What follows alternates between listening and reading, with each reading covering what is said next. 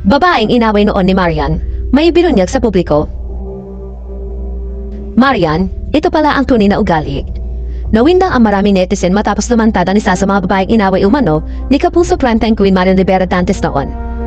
Hindi na niya napigilan magsalita at ibunyag ang ginawa sa kanya ni Marian. Matapos mag-viral ang mga pahayag ni Marian sa interview niya kay Karen Davila.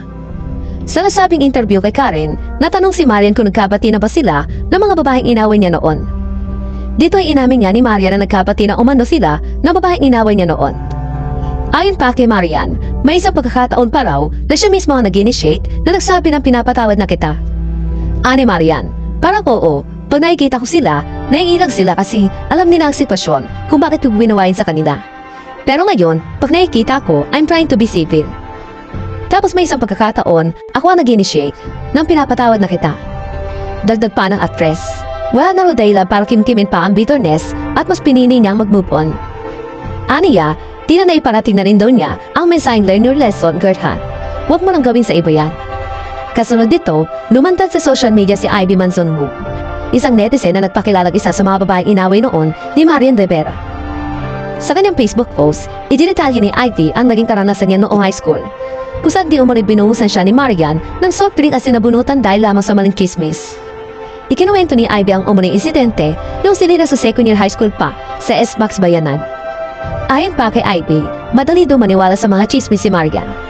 Kwento ni Ivy, yung pinuhusan ako ng soft drinks at sinabunutan ako nung high school dahil sa maling balita na nakarating sa kanya. Ang dahilan kasi mahilig siya maniwala sa chismax.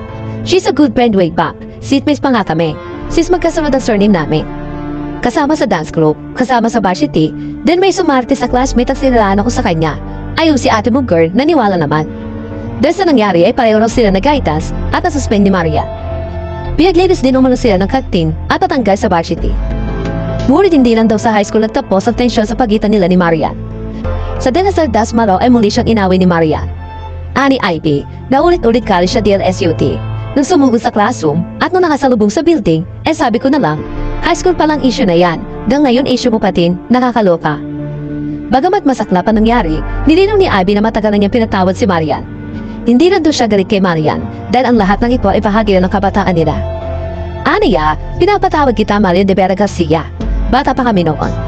Just like any other child, yung mga marinig kang balita about you, ang gusto mo lang mangaway lang. Pero naman lahat noon, puso pang kakampihan eh. Sa ngayon, tikong pa ang kampo ni Marian tungkol sa viral post ni Ivy.